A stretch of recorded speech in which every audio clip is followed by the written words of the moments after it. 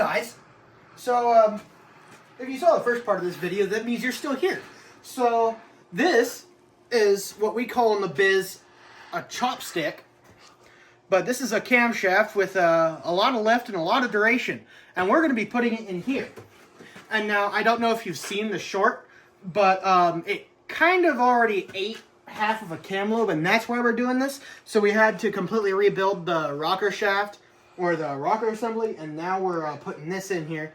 And hopefully we're going to get it running tonight. And maybe even go for a quick little rip. I'm Tom. I'm going to be the one helping putting this together, because Tad here doesn't have as much experience. I built a couple engines myself. So I'm going to give him the walkthrough, and you guys as well, how to put this together. So let's get started with our cam caps. Luckily, Toyota got them labeled for us. This is number one. This is going to go to the front of the engine. We want to make sure that that arrow points back. And we're just going to start with getting it in there finger tight first. Finger. We're going to get it finger tight. Then we're going to move on to the next cap. Which is labeled with a 2, right? Yeah, it's labeled with a 2. Yeah, and just for reference, if you're not super into cars, this is a 1993 Toyota pickup powered with a 22RE, which makes 0 horsepower on any day of the week. So that's why we're putting the bump stick in it, so it goes fast, hopefully. It's not going to be very fast, dude. Yeah, probably not. I mean, it's not very quick. Maybe 120 horse on a good day. If only we had a dyno. We've got what we call an ass dyno. Yeah, that's true. Sitting in it and watching the speedometer. It's not like you have anything else to watch. I don't have any good angles here. It's not like you have anything better to watch in your truck. You only got a speedometer because this shit's a base model. Well, I have a tacho too. Yeah, tiny tack. But yeah, so now that we got these finger tight, we're gonna want to whip out a torque wrench, which yeah, I don't know if we have a torque wrench. I need a torque wrench, pal. Give me the torque wrench. Oh. Give me the. I need the socket too. Give me a kiss. No, I'm Okay. done. All I'm right. not helping with this project anymore. I'm going home. You got to commit to the bit, bro. All right. What are we doing? Now we are torquing down the cap bolts. I just put my finger in the video. And the reason that you wanna torque these down is this is very precise stuff. If you don't make it the right amount of tightness, then stuff will come loose or it won't have the right clearances. Which, all right, if we were professionals, we would check these clearances before doing this. But we're not. We don't care, and we're not professionals. Yeah, no, this engine is not worth the time that it takes to do that. So we're gonna. These aren't necessarily tight. Yeah, you should probably start by making sure they're all tight by fingers. My bad, bud. Let's hope these don't snap like the one time I was working on my dad's Camry. Don't even say that. Just don't even put it out there. Have you ever heard of Murphy's Law? Yes. Then just shut your pie. So, explain why you've got that big old wrench right there. The big old torque wrench? Because it's the only one we have. Now, if Wait, did you already go through torque specs? No.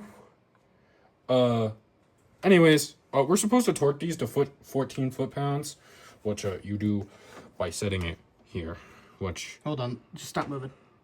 We are already set to 14 right there. As you can see, there's a 4 lined up with that middle line. Then you have your numbers right here, and that's a 10. We're lined up with the 10 and the 4, which makes 14.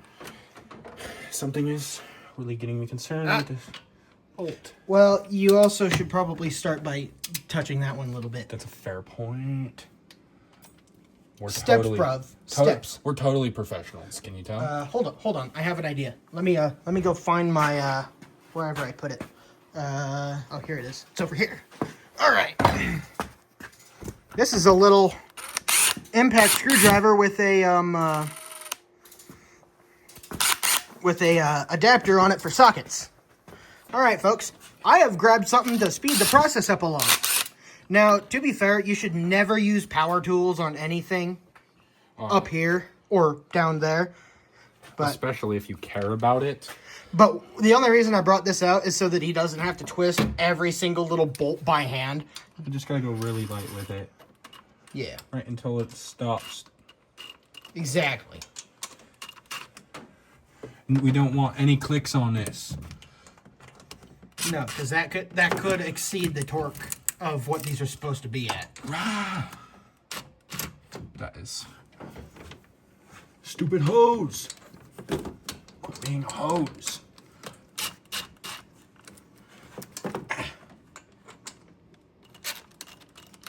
Your hat is making the camera focus.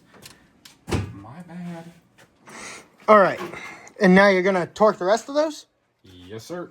All right. So we'll come back to you guys when that is done. We already have these front ones torqued. Exactly. Makes a little click. Watch. All right. So we'll be back once this is all done. All right. So, hey, guys, this is just a real quick disclaimer. He's like the engine guy. I'm like the brakes and transmissions and drive lines and stuff guy. He's the maintenance guy. Yeah, I know all the like standard maintenance stuff. I know how to rebuild drums. I know how to do exhaust. I know all of that stuff. He knows all the stuff that is like super technical and hard to do. Yeah, I know how to build things that go vroom. Exactly. And we just wanted to explain this if you're wondering why I'm not helping all that much with the engine. So, yeah, that's... This may be his vehicle, but... Yeah, this is my truck, but he's done more work on it than I have. Well, in terms of big projects like this, but... Yeah. But anyway, we just wanted to explain that. Yeah. We are not professionals either. He's also unpaid slave labor, so... This is the rocker shaft. What the hell did you do? I knocked the torque wrench in the engine. I hope you didn't break it. It should be fine. So just continue on like nothing happened. This is the rocker shaft. This goes on top of the cam. These actuate based off the cam. Cam rubs on that surface. Let me get a good view of it. Which the previous cam that was in this ate up one of these rockers. Let me go grab the old cam real quick. So, just in case you folks didn't know, cam lobes, if the camera will focus, are supposed to look like that. See how this one has a chunk bit out of it? This is why you break in your motors, guys. Yeah, I blew a head gasket a while ago, or warped my head or something, and we threw this is a brand new head. It's got like 5,000 miles on it. We didn't break it in, so it ate itself. Well, that's what we are thinking. Well, that's what he's thinking. I'm thinking that we didn't really inspect anything. We kind of just threw it together. This is true. And we didn't look at the previous rockers, which this is the old rocker shaft, but we had to put new rockers on because the one was ruined. These are brand new OEM Toyota, straight from Toyota. Well, these are OE. They're close enough. No, they are OEM. The OEM ones were more expensive. These aren't OEMs. And I'll tell you why. They don't have the numbers. The OEMs would have the numbers. Shut up. But these are good enough. How dare you make me wrong? These are good enough. They will do the job that we need it to do, which is make this engine go vroom. Hopefully, unless we end up messing up the valve timing and grenading the motor. We grenade the motor. Because this is what you would call an interference motor. The valves and the pistons share the same space, and if they don't work in the right timing, they will crash into each other. Yeah, and the valve and the piston kith. Yeah, we don't want that. So, anyways, with the 22RE, this is used with the head bolts. This is bolted on with the head bolts. Yeah, these dudes. These dudes right here. All right, so we got the rocker shaft in now. I find it a little weird because these are the head bolts, which let me get a good look at him. He showed off before, but I find it weird that this is held on with the head bolts, which do have a sequence that you have to follow. Otherwise, you will warp the head. It's a cross pattern continuously until the inside, right? You start from the middle of the head. This is a 4-cylinder. Oh. Every engine has its own bolt sequence for the head. Some even have bolt sequences for intakes and exhaust manifolds to make sure that things go the way that they should, to make them seat properly. With a head, it is very important that you follow that sequence. Otherwise, you could end up with a warped head pretty quickly down the line. A warped head is the worst thing that you can have. You'll lose compression in cylinders, and that's not good because it'll make your engine run like garbage. Well, and these are expensive. They're very expensive, and depending on the motor, you could be dropping thousands of dollars on a head if you ruin one. Which, if I were personally to ruin a head, I would upgrade my head, so I'd spend extra money.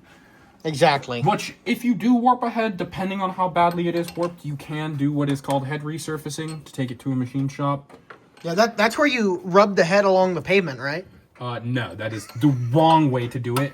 Yeah, do not listen to me. I'm just a little jokester, okay? The way that you truly resurface a head is you take it to a machine shop and then you use specialized tools. Yeah, this bolt is terrible. You have to push that radiator hose out of the way. The big tube one with the thingy attached to it. Heater valve thing. Yeah. Oh, so that's how that works. The valve's on the bottom. Okay. Yeah, it's a mechanical heater. Yeah, it's crazy how little about my truck I know. My 4Runner, which you guys will learn about more in a future video. Oh yes, you'll have a lot of fun with that, guys. My 4Runner uses this exact same part, actually. I don't think it's exactly the same. Isn't the valve on the side? No, it is the exact same. It's got the waffle shape, and the valve is actuated from your... I can get that in. Do you want to take the camera for a minute? Yeah, you know the way of finessing that bolt on this. Yeah. Yeah. Ignore that. What did you do?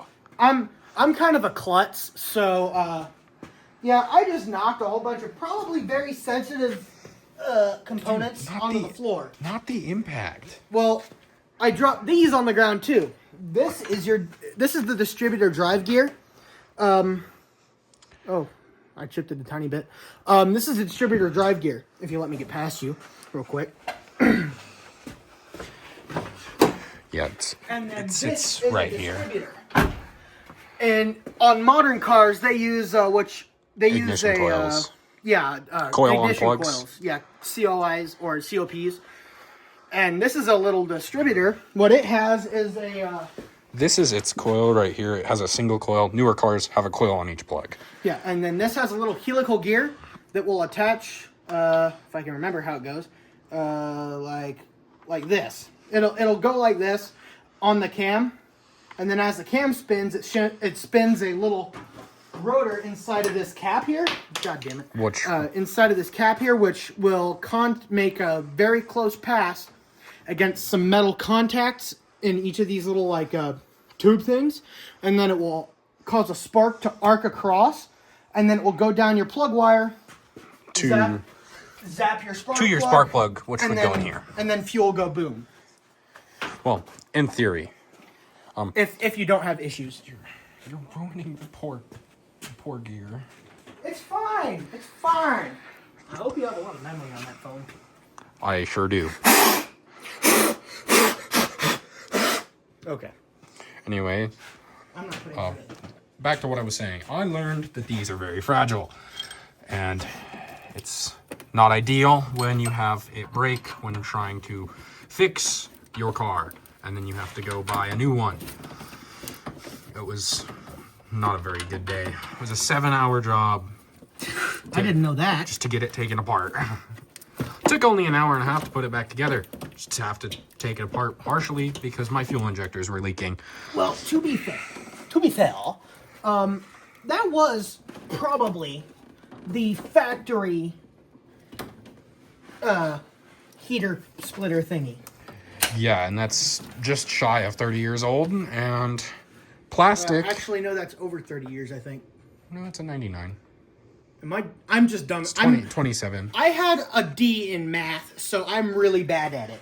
It's 27 years, and if it was factory, hot coolant with plastic that very much has a shelf life and will get brittle with time is very bad, and it's not fun. Yeah, it's not a good thing. Okay.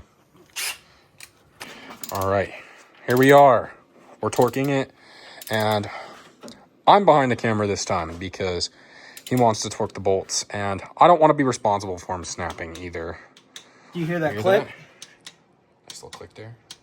That means it's reached its torque. And these are head bolts, so it's a really good idea and oftentimes recommended by the manufacturer to follow a 3 or even 4-step process depending on the final torque. These are often suggested to be at 58 to 60 foot-pounds on the head bolts. 58's factory, but 58's factory, but oftentimes people say just screw it, take them to 60. So what we're doing is going to 20, and then we're going to go to 40, and then to 60. We're doing this in a 3-step process so that we don't warp this head. Because if you go too hard, too fast, it'll bend the head, and then all kinds of bad stuff happens. yeah, you'll get blown head gasket, or you won't even get a blown head gasket. You'll just lose all compression, and boom, your motor needs a full head gasket job, which we never want to do this again on this motor. At least while it's in the truck, that was terrible. Yeah. The thing that caused the whole terror was a stupid little heater hose down here. It took like a solid 45 minutes of finagling just to get it in. And we had to do it across 2 separate weekends because we both have jobs to afford this. All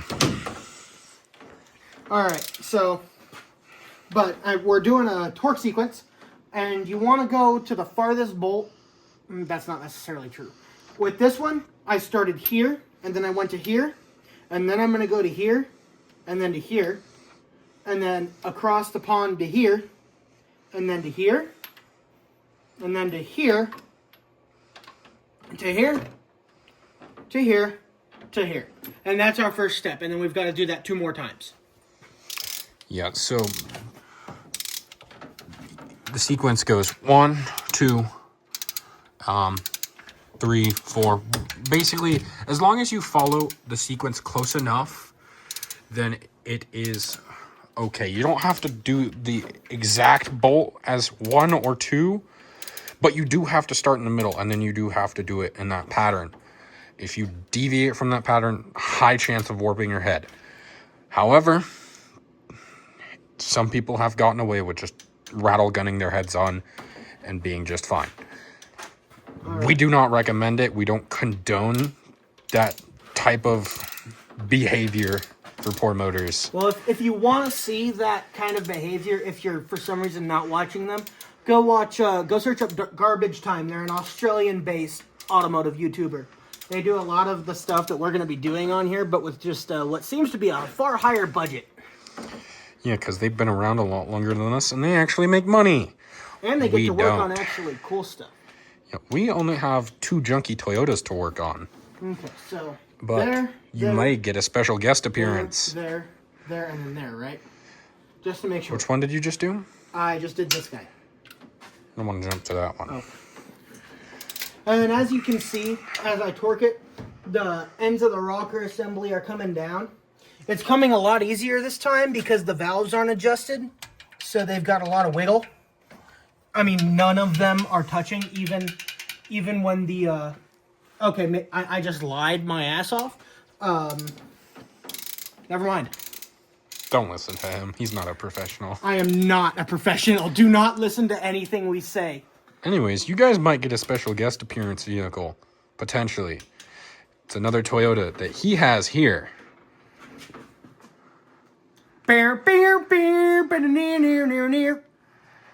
What was that? That's the special guest appearance, right? McFly. Yeah, exactly. We've got an 85 Toyota pickup that's making some weird noises that we need to work on. It's actually a really, really cool and very rare truck that they have. 1985 Toyota pickup, extra cab, 4x4. SR5. But it's also got the straight axle and EFI in the same year. Yeah, it's a first-gen EFI, which are not very common. They're not very common either. I mean, to be fair, the 22RE is kind of a peg of a motor that is very slow. But it can be a fun motor if you really take the time and put the money into it to make it fast. Throw a whole bunch of money at it and a turbo, and they'll make 400 wheel horsepower. Reliably, it's a good Well, question. if you treat it nice and run it like it's supposed to be run, occasionally beating on it, it'll last for a while. And by a while, I mean a year.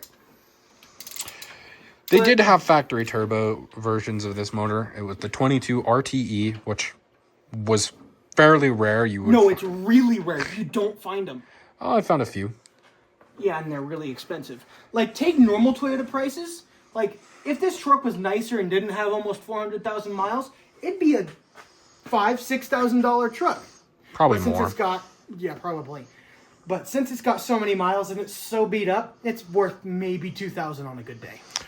I say it's worth more. It's got the Toyota tax, and it's not 100% the worst vehicle that I've seen. I think that my 4Runner has it a little bit rougher. But my 4Runner has a far more desirable engine, the 5VZ FE, which is the 3.4, infamous 3.4. It's a wonderful motor. Really reliable too. And They learned a lot of lessons from this engine and took them over to that. As well as the RZ series. yeah, the RZ series is basically an improvement of this. They, instead of single overhead cam, they gave it a dual overhead cam, which, if you guys don't understand what that is, this is the camshaft down here, which runs on this sprocket here, this gear, and it controls the valves, which this is what you would call a single overhead cam, because it's got one camshaft on top of the head. Now, with a dual overhead cam, you're going to have two of them, and you're going to have one cam for the exhaust valves and another cam for the intake valves. That's the simplest way to put it. This is an 8-valve.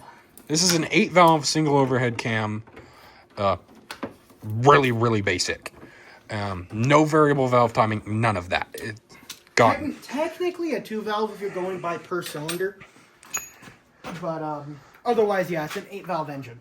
Yeah, they're 8 valves. You got 4 intake, 4 exhaust. 1 intake, 1 exhaust per cylinder. That's it. A lot of engines nowadays have 4 valves per cylinder. You got 2 intake and 2 exhaust. And if you really want to be complicated, there are some cars that run 5 valves. They run 3 intake and 2 exhaust, which a lot of those are garbage motors, and they really like to eat up the heads. I'm talking about the Audis and the Volkswagens. Those things are not that good. Okay. Okay. What are you struggling with? This little latch guy here ate my shirt. Oh, fun. Oh, do you also want to explain to them what's up with the hood here? So yeah. This was my mom's truck before it was mine. And she had to drive out to Colorado for family matters. But, she had me fill up the oil. It was late. It was like 10 o'clock. I forgot about the oil cap. I forgot to put the oil cap back on. And it was just kind of sitting on top of the intake manifold. And it fell out at the bottom of my driveway after my mom drove off.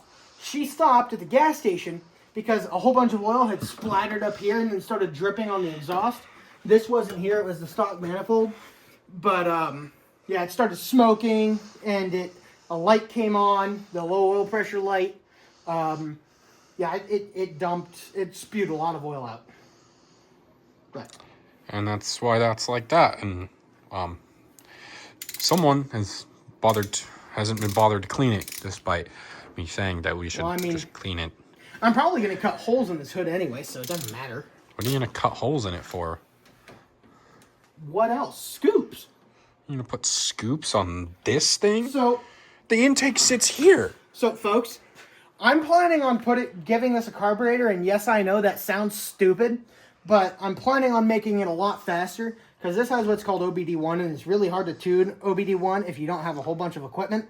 So I'm going to put a carburetor on it, because I like old technologies. Well, also, carburetor swapping these is not that hard, because they came with factory carburetors until 1990. The 22R, which is the same engine, just with, instead of EFI, electronic fuel injection, it had a carburetor. It had a stupid little two-barrel baby thing with a little circular lid air filter on it, which those weren't that great. Yeah, and it still had EGR and all that stupid stuff.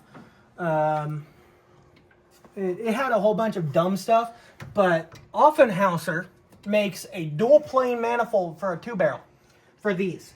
And they allegedly, it'll increase your power by 20 to 30%, I think they said. I think he should do the cooler thing and go with dual side drafts, but that's way more expensive. That is extremely expensive. But it looks way cooler and you make way more power that way. But your fuel economy is going to be pretty bad because you got two-barrel carburetors. You got... Unless you tune it right. Yeah, but you're going to be dumping a lot of fuel down them cylinders. You're not on that bolt very well. Well, if it's making good contact and makes it to torque, it don't matter. All right. All right, let's bump it up to 40. All right, so... We're probably going to jump ahead because this is going to take forever. Yeah, we're probably just going to stop. We're going to stop recording and then come back once it's all torqued. Yeah. So we just wanted to show you what that was like. And then hopefully we can get the valve cover put on it and dump some oil down its gullet. And... Well, we got to put Actually, no, we gotta put the cam gear back on. that gear back on alongside that sprocket Yeah, for the distributor. that he dropped twice. Jinx, you owe me soda. But anyway, yeah. I owe you nothing. Yeah, you've given me plenty of free slave labor. Yeah, and I also bought you that cam.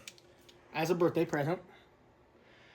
But Yeah. you did buy me brake calipers for my 4Runner, but those were only 200. That was like 270. Didn't I also buy you something else? I forgot. I don't know. It doesn't matter. I've done enough work for this man to pay off whatever he's bought me. Okay, so yeah, but yeah, let's come back later when it's all done. All right. Well, we'll bring you back when this is closer to being put back together. We'll bring you back before we put all that on, so we can show you the process. So, yeah. All right, we're back with the final bolt. Yeah. Being prepared to be torqued. Look, this little turd back here, because it don't fit. Now, this is the terrible bolt that neither one of us like, because that stupid heater valve. Well, I mean, but look at the angle of the socket on the bolt head. Let me get a nice zoom on there. Get out of the way. Oh, thank God. See that angle? Oh. That is not seated on there properly, which we do not want. But it's got enough grab to where it's okay. And that's 60 foot-pounds. That is the head and the rocker assembly tightened down properly. We're basically to a running motor. The engine's, it's built. It's fine. Yeah, this is a built motor. Fired up. Okay, but we have a lot of extra steps that we have to complete. We got to lash the valves. Which, before we do that, we have to put the timing. Oh, I'm so excited. I remember this being really, really annoying last time we did this. Getting that stupid little gear to line up with the cam. Because that chain is under tension, which makes it a little bit hard. So I have an idea. What's your idea? I swear to... Get a wrench. If you do the thing that I'm thinking... That is not a 22 millimeter. I think that's a 19.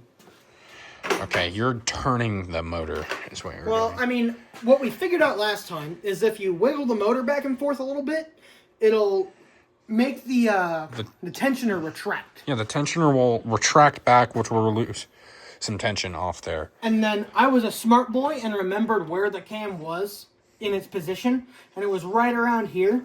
So we can wiggle the motor around a little bit to make this dowel hole line up with this pin. The only reason he's a smart boy is because we left the cam gear in here and we tied it with some metal wire. Oh no! What did you do? What did you find? What's the issue?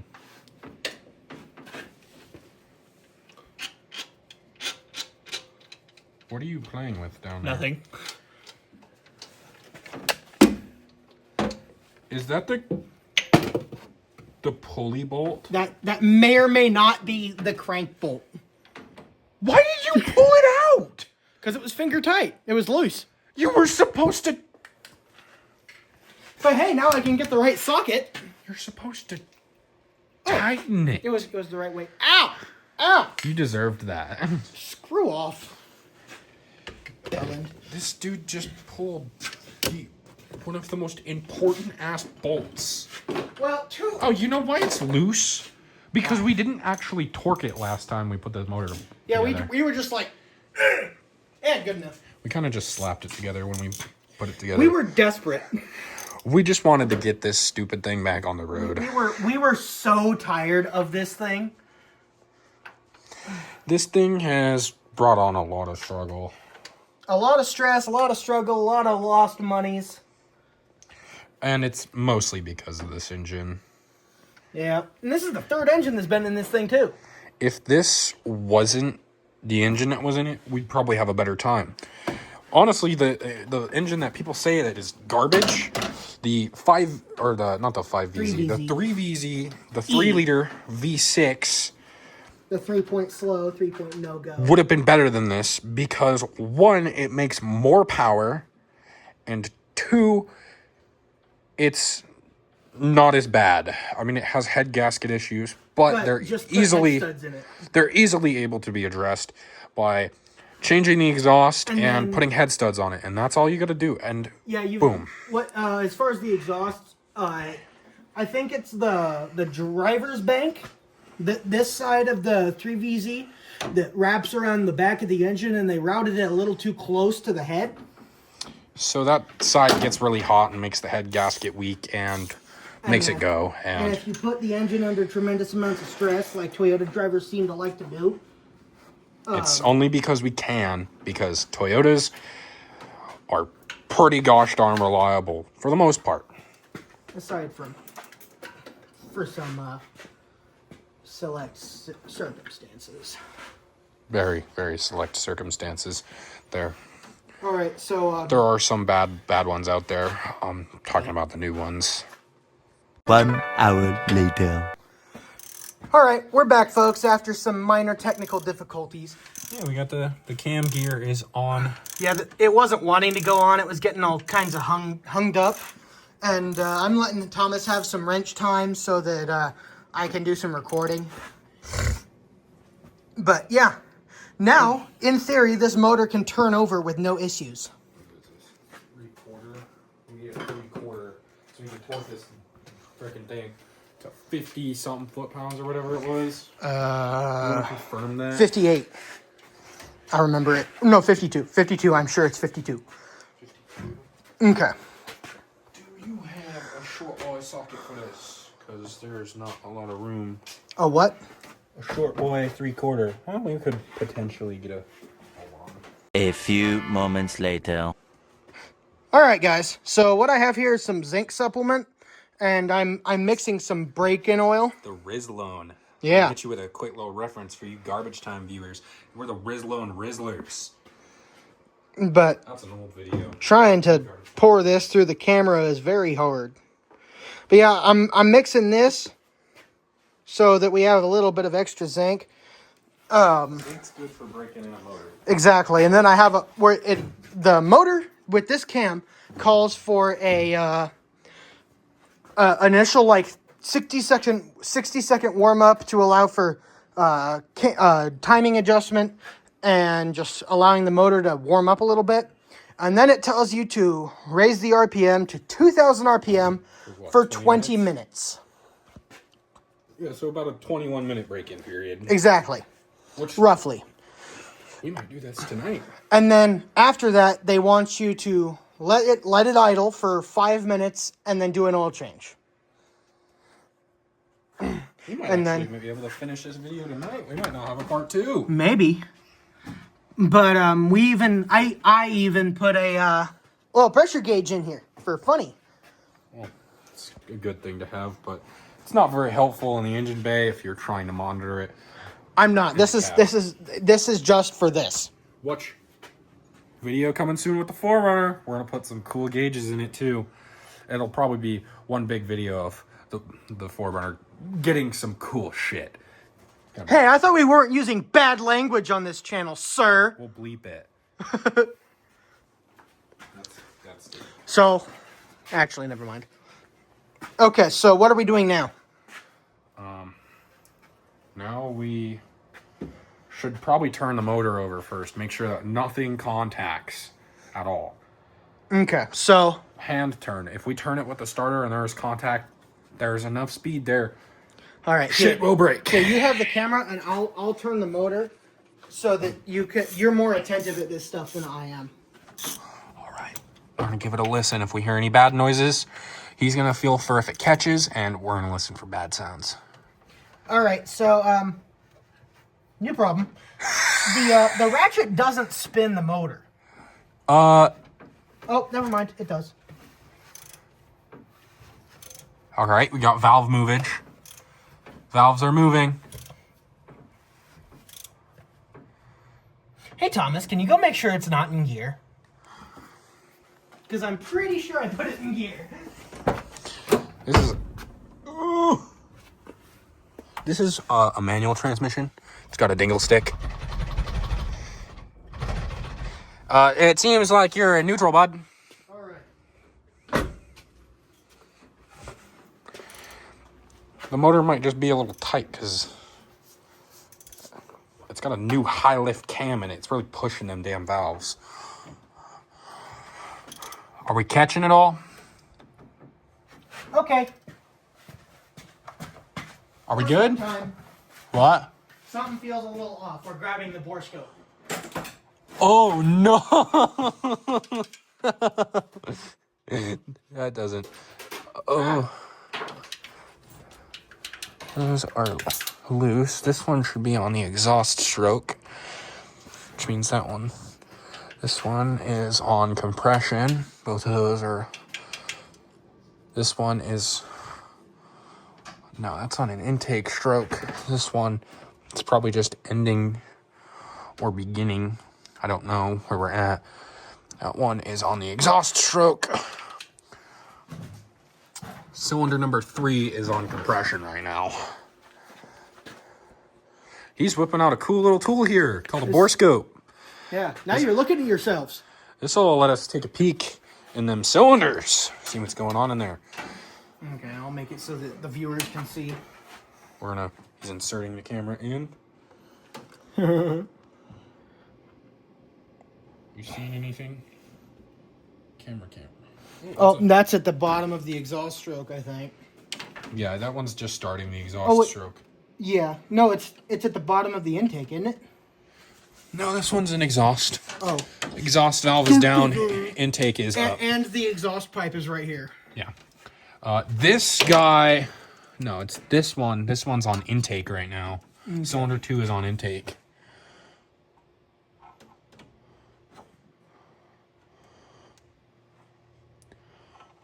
I wish you had one of the cool bore scopes that they got on Dave's Auto Center where they can look around with them. That'd be kind of cool. I'm not seeing anything. Nothing seems suspect yet. That one's on compression right now. I know I won't probably be able to bend a valve. Not from turning it. It'll just catch.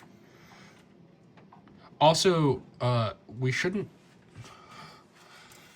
turn the motor over too much with the starter if we do confirm that it is okay. So that the starter doesn't burn up. Well, that, and we also don't want to shoot oil everywhere, which, since this is an overhead cam motor... What the... What'd you find? Oh, it's just minor surface rust. Yeah, probably because this motor has been exposed to the elements. The spark plugs were removed, and the valve cover was set gently on top. Alright, I'm not seeing anything of worry. So it appears we are okay, and it's just a little stiff, which I feel is because it's brand new cam, nothing's been broken in, so there is no looseness. Well, there might be some, but not enough for our little baby hands to turn the motor over good enough.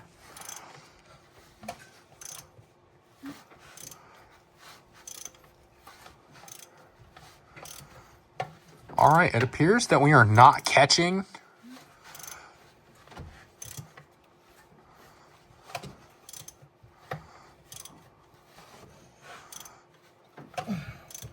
I mean, if you want, we can hit the key for a quick moment. All right. EFI's disabled, right? EFI's out. All right, you gonna hit the key? And if it makes bad sounds, then I'll hear it. you'll hear it. Oh, I say, like, quick blip it. Don't... just like barely touch it. I'm talking, like, a quick turn. So that the valve will stop it instead of get 8. It'll probably still get rid. Maybe, like, a second with that key. Here we go, guys. All right, first starter. This isn't the startup, but we're seeing the motor turns and doesn't implode. Are we ready? Yeah. All right. We seem okay. You can probably hit it a little longer. Oh, we seem okay. Maybe not too much. We don't got any oil in this thing, so. Okay. We can put oil in it.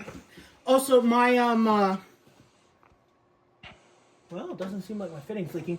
It also seems like my check engine light burned out again. Already? Yeah. Jeez, you just... Actually, wait. I think... I don't know. But yeah, I just changed the thing. We have No oil pressure. no oil pressure. Because there's no oil in it yet. But it is trying to pull oil through, as you guys can see. There is a little bit of oil in that line. It pulled what little bit was still left there. Okay, so now I'm going to mix up the... Gonna give it a little shaky shake. And then this is Valvoline High Mileage 1030. This is premium stuff here. This If I were to recommend any engine oil to anyone, Valvoline is your guys. They make really, really good oil. I'd say best oil on the market. Okay. If there's any oil I wouldn't recommend, I'd prefer dollar store oil over Royal Purple. Royal Purple is a scam. So, do we want to throw the valve cover on and use the valve cover fill hole? No, let's hit everything up top with I oil. just hope I don't spill. Oh, you'll be fine. Just make sure you don't hit any of the connectors.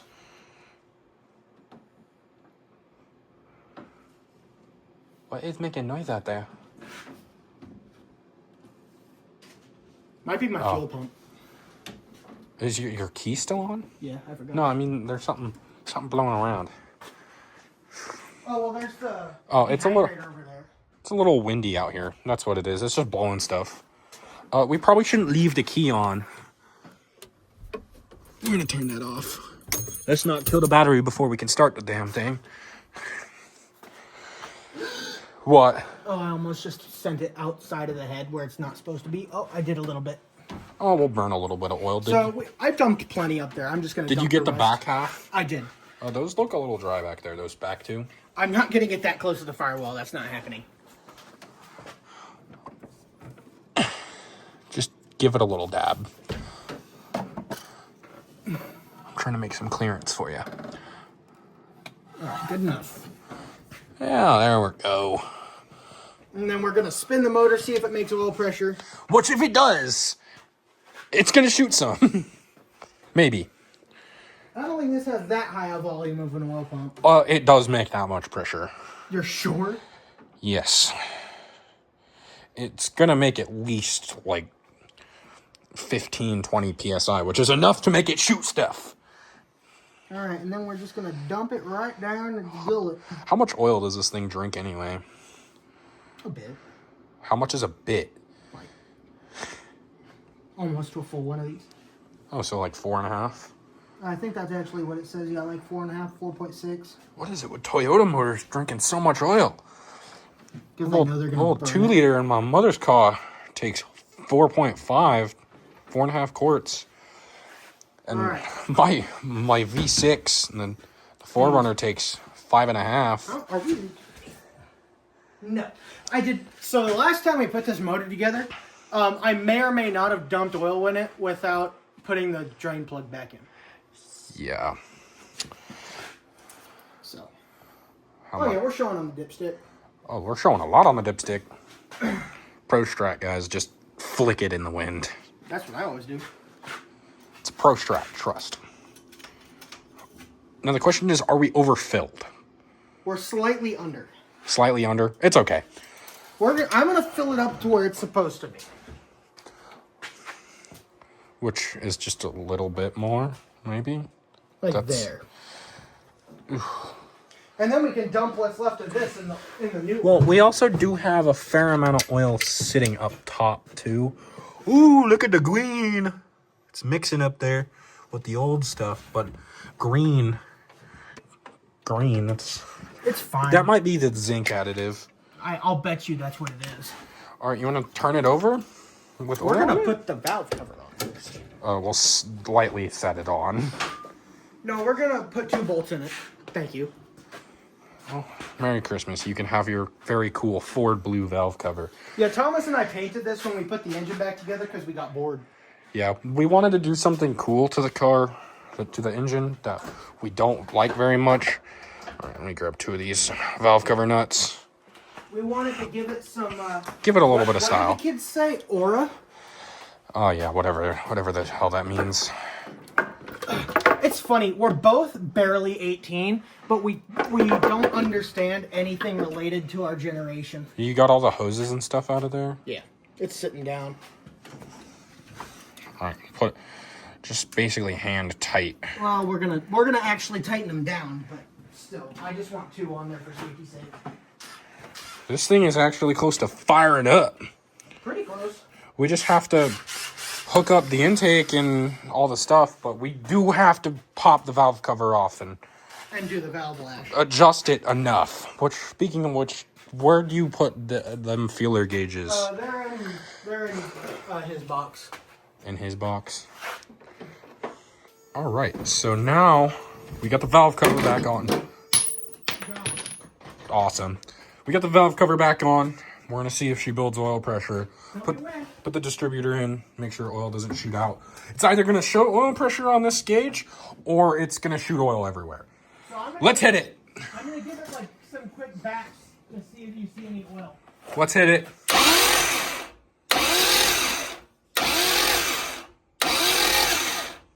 We're not gonna see anything for a while. You just send it. Just send it. I'm seeing oil come through the line. It's like going real slow. Hold on. Let me get the light. I feel like that oil should be moving through that line a little faster, but it is only cranking. It's a little motor. It looks a little wet down here, but hit it again. Because of how I took it out. Hit it again.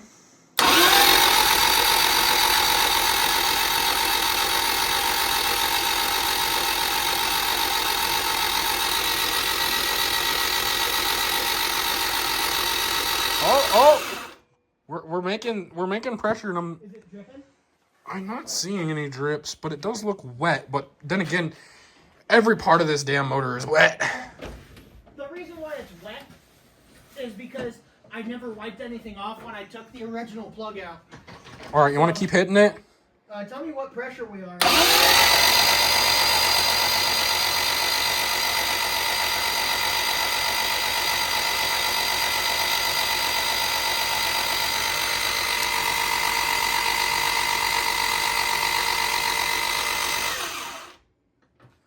We're sitting just under 25 psi. Under cranking? Yeah, I'm cranking. Just under. That's sick. I bet you this thing makes like 40 on idle. And there's oil in there? Yeah, you can see the line. It's got a little color to it. Oh, wow. Your oil's just not black anymore. That looks... We got some drip down there. Oh, yeah, we do. It's okay. You probably should have put some Teflon tape on that. No, it's... Yeah, it definitely doesn't maintain the pressure in the line. You can see it kind of... Well, for now, we're just going to hold it off. And then, We can always tighten it. Yeah. Or I can just smear some goop on it. Actually, that's what I'm going to do. If I have any. Yeah. Some oil goop. Oil trap goop. Well, let's hope he has some. We made good oil pressure? Yeah, we made some oil pressure. We don't have any goop left in here. We were probably making about 15 because this gauge is a little funky. Well, it's also got some air in the line. The next day. All right. Hey guys. So we the battery on the phone kind of died, so we are missing a whole bunch of footage. But here we are. We got the truck running, and we're going to give you a first start video. This is 100% first start. Well, it ran for like 3 seconds before we shut it off. So this is the real first start before break-in. Yeah, then we're going to break it in, and she sounds mean. Fire it up.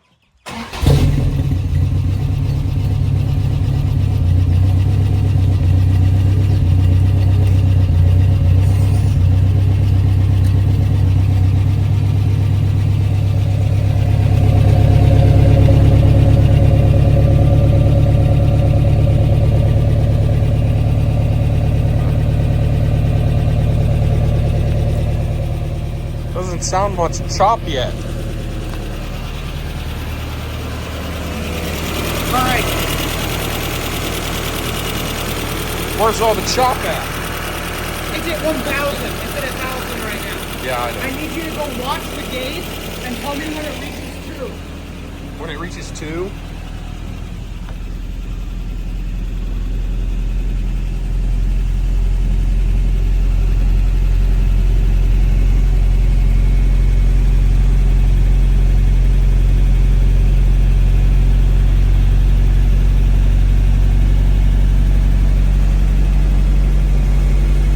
We're at 15 now. Just shy of it.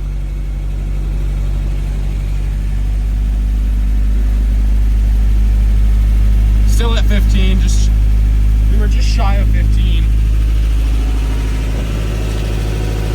Later that same evening. We're moving! It's much quicker now. How do you feel about this? This is amazing. You guys can't see much because it's night out, but she's moving. This little downshift there. If it was daytime out, we'd get a nice little burnout clip. Want to know what we forgot to do? What? Wire up the off-road lights.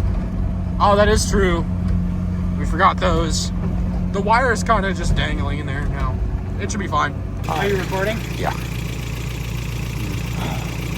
After all of the trials and tribulations and struggles, we prevailed. Now it's running better than it ever has since I've owned it.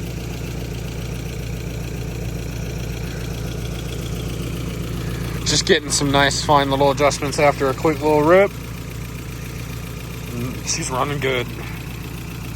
Look, it's dead steady. That's standard inline 4 vibrations. For this engine, it's like really good. Well, yeah, I remember when you first started driving this thing rattled like crazy. Wait a second. Oh no.